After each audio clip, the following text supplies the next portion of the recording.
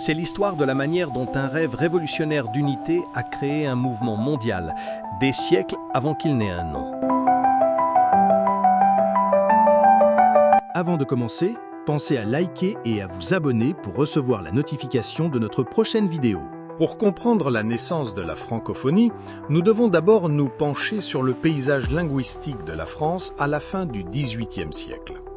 Ce que nous imaginons souvent comme une nation unifiée, avec une seule langue parlée de Paris aux Pyrénées, était en réalité une mosaïque linguistique. La langue française, celle que nous connaissons aujourd'hui comme la langue de Voltaire et de Rousseau, était principalement parlée à Paris et dans le nord de la France.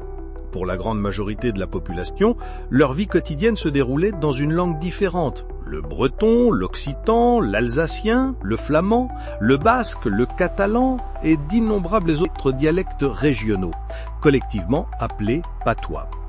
La France était en fait une tour de Babel, une seule nation avec de multiples barrières linguistiques. Cela posait un problème monumental aux révolutionnaires.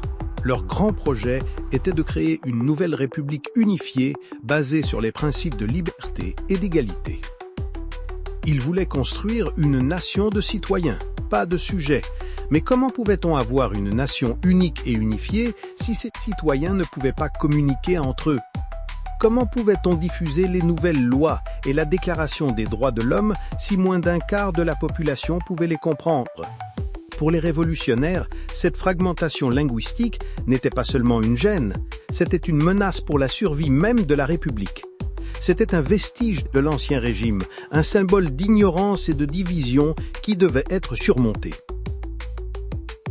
Le rêve d'unité nationale est donc devenu intrinsèquement lié au rêve d'unité linguistique. Ce besoin urgent d'unité linguistique a atteint son paroxysme en 1794.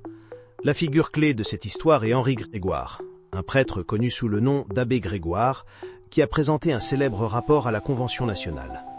Le rapport, intitulé « Sur la nécessité et les moyens d'anéantir les patois et d'universaliser l'usage de la langue française », était un document novateur.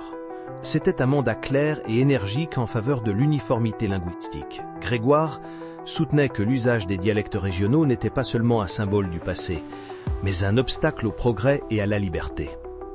Il a écrit de manière célèbre que, dans une nation libre, la langue doit être une et la même pour tous. L'objectif était de remplacer toutes les langues régionales par un français unique et universel. C'était une vision radicale.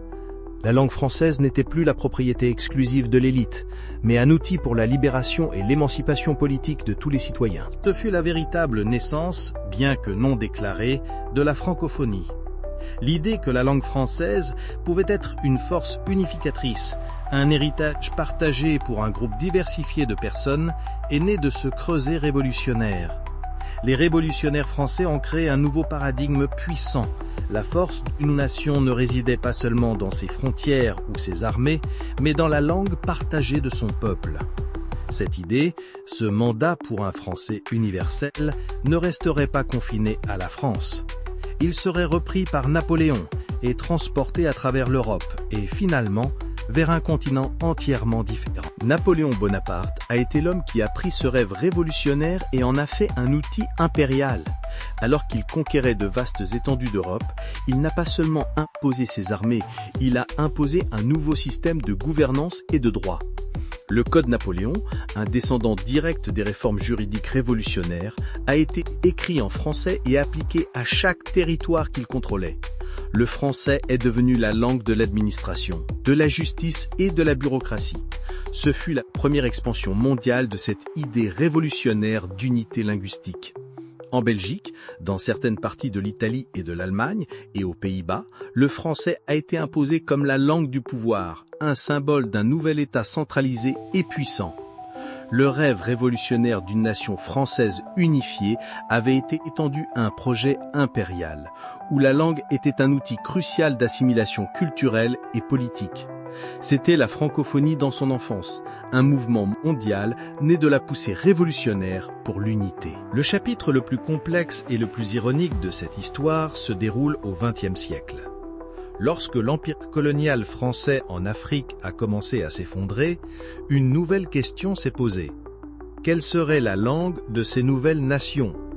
De nombreux États nouvellement indépendants, avec des dizaines, parfois des centaines de groupes ethniques et de langues différents, se sont retrouvés dans la même situation que les révolutionnaires français 200 ans plus tôt. Ils avaient besoin d'une seule langue pour unir leur peuple et pour construire un État fonctionnel. La langue française, malgré son histoire en tant qu'outil d'oppression coloniale, était ironiquement la seule option viable. C'était la langue de l'administration, un terrain neutre, partagé, qui empêchait une seule langue locale de dominer les autres. C'est là que le terme francophonie trouve enfin un nom, donné par Léopold Sédar Senghor, le premier président du Sénégal. Senghor, poète et philosophe, ne voyait pas le français comme une langue des maîtres coloniaux, mais comme une langue de lumière, un outil partagé qui pouvait être utilisé pour l'enrichissement culturel et le dialogue international. Il a réinventé le rêve révolutionnaire d'unité, non pas comme un mandat d'assimilation, mais comme une association volontaire de personnes qui partageaient un héritage linguistique commun. Le rêve d'un Français universel, né dans les couloirs radicaux du Paris révolutionnaire, avait enfin bouclé la boucle, se transformant d'un outil de force en un pont pour la coopération. L'Organisation internationale de la francophonie a été officiellement fondée en 1970. Donnant un nom et une structure formelle à cette idée vieille de 200 ans. La prochaine fois que vous verrez le logo de l'Organisation de la francophonie, rappelez-vous le chemin qu'elle a parcouru pour en arriver là. C'est le résultat final d'une idée radicale, née du chaos et du bain de sang de la Révolution française. C'est un témoignage du pouvoir d'une langue pour unifier, pour conquérir et pour devenir quelque chose d'entièrement nouveau. La Révolution française n'avait peut-être pas de mots pour cela, mais dans sa lutte pour une nation unique et unifiée, elle a inventé le concept même de la francophonie. L'idée d'une langue comme outil d'unité, forgée dans les feux de la Révolution, continue de façonner notre monde aujourd'hui. Merci d'avoir regardé. N'oubliez pas de liker, de vous abonner et d'activer la cloche pour ne rien manquer.